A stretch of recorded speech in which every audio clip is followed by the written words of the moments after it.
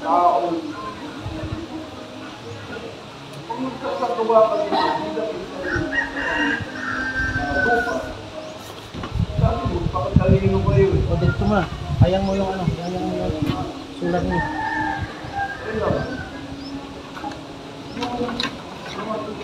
Kaya ang pinalala natin atin mo yan. Hayang mo. Bitawan mo ako mo dito.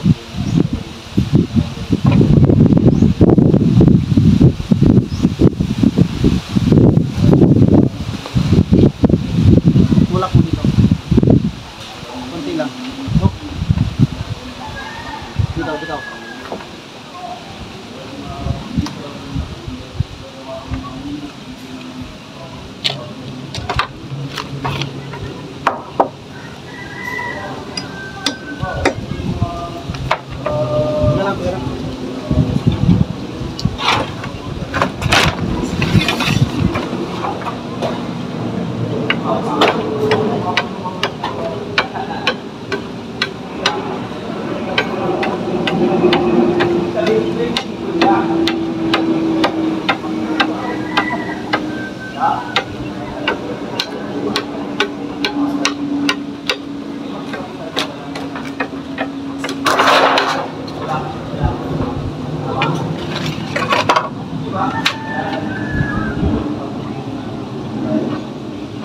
Ano, bawasan mo yan ha?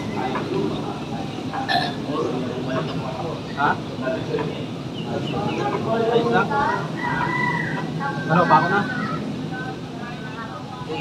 Ayos din. Oo.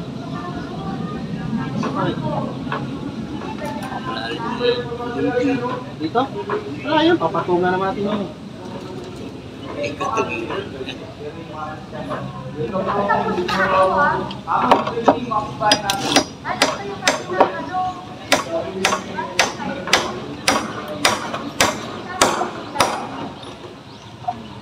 Tapuan mo na yun dyan. Okay. So, meron pa, no? Meron pang mga meron pang mga ibang factor. Agitan mo nga po isa. Sa Bible, sa Biblia, para maging kayo, gumagamit sila ng mga Dito. ibang babatayin. Dito sa babatayin. Kasi, yan, mahali to. Yan na sabi ng kapakya. Ang kanilang babatayin ay bakit. Ito sa alisa, ang pala sa ayan, hindi yan, nakatalino yan. Ayan, ang tanong dito, huli pa ba isang bayo? Para sabihin natin, gagamit tayo ng mga ulat na ito. Kung kayo na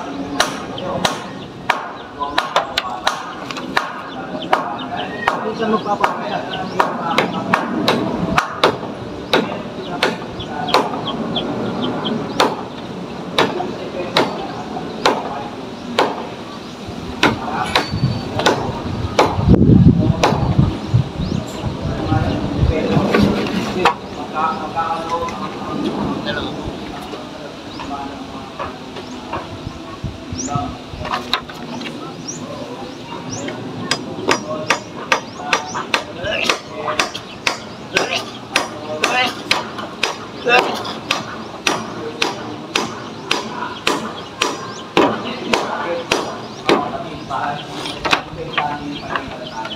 Kasi pag hindi mo dilipensa ng palatandaan,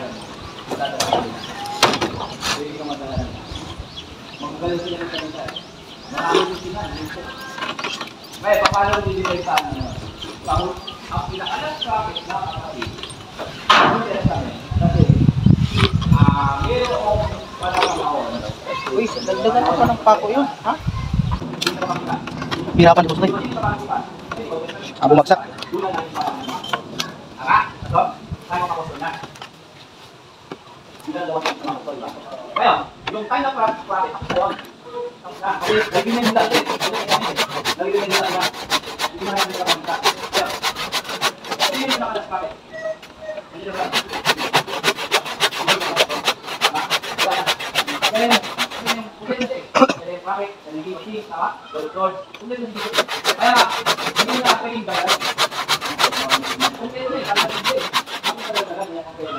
Ngayon, nagawa ka ng mga kahit ito. Kaya sabi dito, pag-iingat kayo.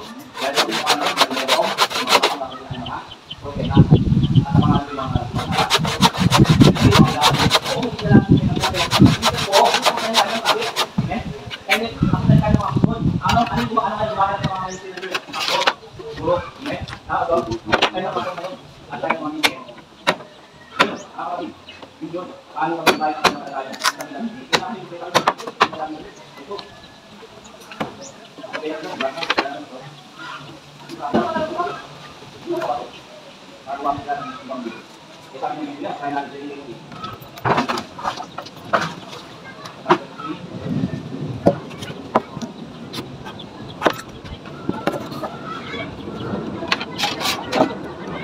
sabi mo ito kasi nabigay ang ating Panginoon sa atin. Diba? Sabi niya sa Matthew 28, verse 19, sabi niya doon, di ba, umayo kayo. At nasabi na umayo eh. Kaya sinabi na umayo kayo at pag-isuhan ninyo sila. Hindi naman kasi sinabi ng Panginoon na magmamaw kayo. Diba? Hindi naman sinabi ng Panginoon na punta kayo sa mga ispano na kakilala na sa kayo makakita. Di ba sige kaya nga sila Panginoon kasi para sa mga Christ at hindi sa mga walang sakit.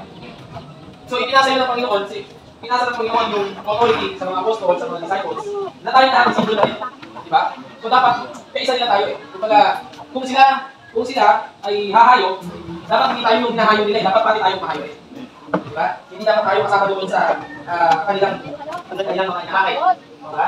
At saka, yun ako nalulungkot kasi sabi na may mali sa aral.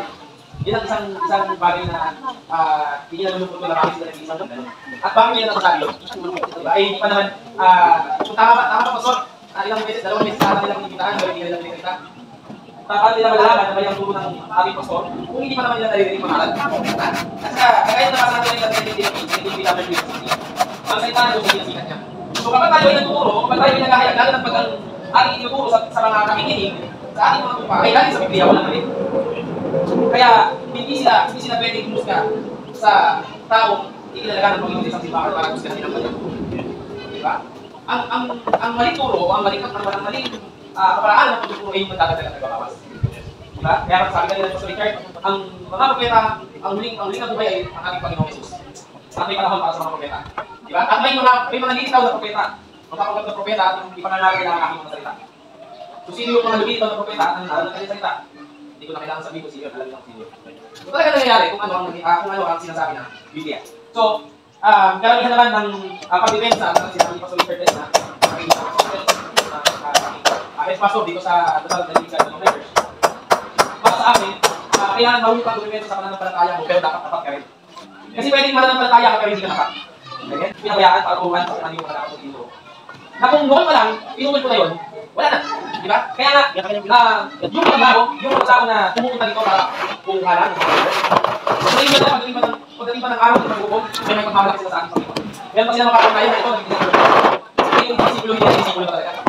Yung disiplo nila, yung disiplo na diba? Kaya sabi pa kanina, ang tao ay hindi dumadaan sa pintuan, dumadaan sa pintuan.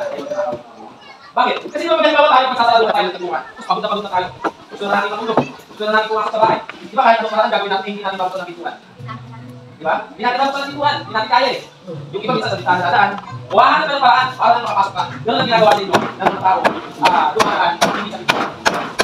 Lahat gagawin, yun yung naging sabihin. Ayaw dumaan sa tamang proseso. Yun ang naging sabihin. Kailangan gusto nila madalian. Eh di ba ang Panginoon, hindi ganun talaga pinagdaan na bago niya naging disipulo. Labing dalawa lang ha. Labing dalawa lang yung ilang taon niyang pinagbagulan. 3 taon sa nangalan doon sa disipulo na yun. So labing dalawa na yun, labing dalawa. 3 taon. Tapos sila gusto nila sa looban ng isang araw, pupunin nila lahat ng nandito sa loob. Parang hindi yata tama yun. Kaya sabi pa, Matthew chapter 24 verse 12, dahil ng kasamaan, hindi natin sila pwedeng magsusgahan ng masama, pero pwede natin sabihin mali ang ginagawa nila. Diba? Hindi natin pwedeng sabihin na masama ang mga ugali nila, hindi natin sila pwedeng magsusgahan. Pero sa nakikita natin, mali ang ginagawa nila. Hindi na sila nakalinya sa katuturan ng Biblia. Diba? Lalo ang mga sa inyo, Pastor. Wala yung mga nakakatakot ko yung kapag dumating ka sa puto. Ito ang payong sa inyo mga kapatid namin na hindi namin palagi nang nadadalaw. Ito ang payong sa inyo. Huwag ninyong kakayaan yung panalangin nila. Pero hayaan nyo ipanalangin sila. Okay? Kasi, yung panalangin sila, hindi na narinig. Diba? Pero panalangin nyo mga kapatid, alam nyo para sa kanila. Diba? Pwede nyo sila ipanalangin. Pwede nyo meron sa kwento na kung alam nyo ang Mormons. Ang katuruan ng Mormon, si Jesus at saka si Satan, magkapatid. Magkapatid. So, ano nangyari, nakwento namin, sabi niyo sa pastor mismo na kwento. Magkapatid. Yun ang pinaka-demonic message na marinig natin sa buong kasaysayan. Alam mo kung bakit? Meron mong, hindi mo dapat kahit na kailan pwede pagpatayin kung ano ang kakailan ng Panginoon sa kakailan sa Satanas. Hindi mo na pwede pagpatayin. Kung tapos sasabihin nila, pwede ba tayong manalangin? Hindi. Kayo ang manalangin para sa kanila. Huwag nila kayo ang manalangin. Okay? Tapos, alam nyo kagabi, nagpasalam na ako nakatulog. Siguro excited din. Kasi ngayon lang ako makakabalik. Simula ng February. Ngayon lang ako nakakabalik. Simula ng anniversary. Excited kasi may kita ko ulit makakabalik. Magdalapala dahil lang ako yung isa dito.